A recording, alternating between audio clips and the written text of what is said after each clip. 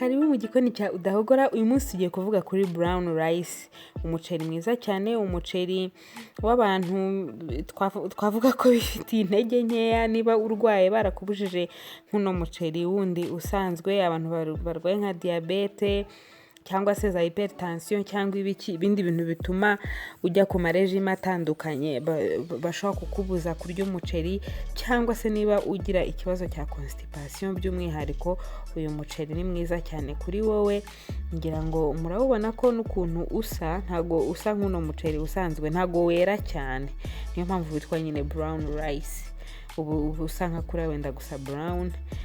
Tujye kutekana n'udukaroti dukeya, gusa mu by'ukuri ubu natandukanye no mu mitekere. Ngira ngo murabibona ko kuri no sasha handitseho ko ushya hagati plus ou moins iminota 30, ariko biragoye ko wajya munsi yayo, ahubwo igihe gishobora kuba kirekire bitewe n'ishyiga utetseho uko ryaka. Ni umuceri utinda, ubusa nkaho ukomeye cyane. Hanyuma rero tukawoza neza, ngira ngo murabibona ukuntu usa. Nkanjye mutunze kubera ko nkunda kuwukoresha mu buryo bwo kugabanya, hari nk'ukuntu uba uri kurya ibiryo muri iyo minsi ukuntu ushaka kugira akantu kameze nka constipation, ubwo muri iyo minsi ushobora guhita uva ku muceri usanzwe ukaba ugiye kuri uyu nguyu, cyane cyane nk'abantu bagira ikibazo cya constipation, ya yindi zikakuzengereza ukumva ugiye nko gusara. Uyu muceri ushobora kuwugura ukajya uba ufite mukeya, igihe wumva ugiye kugira crise ukajya uba ari urya mu mwanya w'umuceri usanzwe. Uba ufite ama fibers atuma nyine ubasha kujya kuri toilette ntugire ibibazo.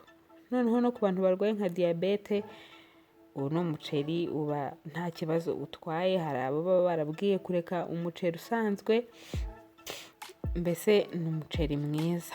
Hanyuma ngira ngo muri kubibona ko nakoresha utuvuta dukeya twa olive, nshyiramo n'udukaroti nyine ndi kubikarangana hamwe na wa muceri. Nkuko nabibabwiye, uno muceri ushya utinze, ntabwo ari ngombwa ko wirirwa ucanira amazi kwa kundi umuntu abanza agacanira amazi yo guteka nyine yo kubiza mu umuceri. Nkoresha konje kugira ngo kwa kundi biba bisa nkaho byinamye mu mazi, umuceri nyine ugende woroha gakeya. Uratinda uno muceri iminota 45, hari igihe uba utarashya neza ngo uhwane. Ubwo rero ugomba kuwuha amazi ahagije.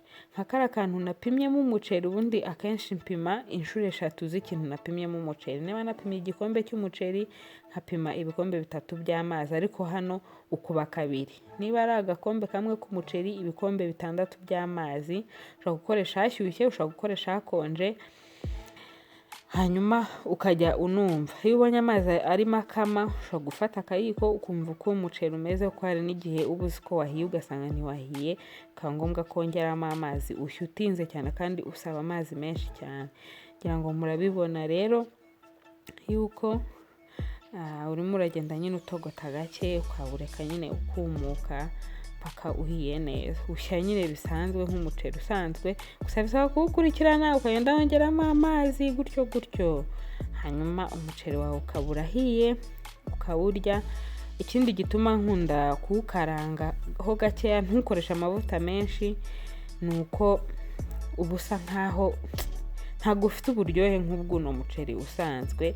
Rero utetse utogosheje gusa nta kindi kintu na kimwe kirimo, ushobora kumva usa nkaho umeze nkaho utaryoshye cyane. Gusa kwa ko ufite izindi nyungu ku mubiri, ni ngombwa nyine ko wawukenera rimwe na rimwe. Ndabashimiye rero kuba mwarebye ibintu bitandukanye navuze kuri uyu muceri. Ni umuceri mwiza, nagira inama abantu kugerageza. Ndabakunda, naho ubutaha. Njyewe Udahogora Vanessa, peace.